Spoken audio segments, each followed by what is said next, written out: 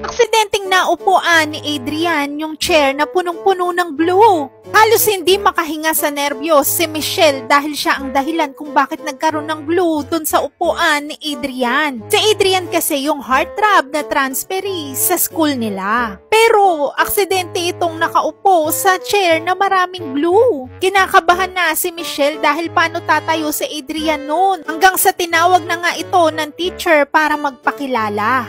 At nung subukan nga nitong tumayo, ay hindi ito makaalis sa upuan.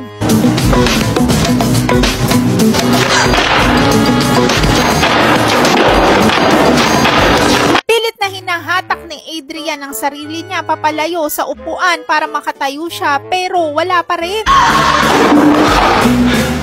Hanggang sa yun na nga, nakatayo nga siya, pero nasira ang kanyang pantalon. First day sa school at first time niya ring mapahiya sa loob ng classroom.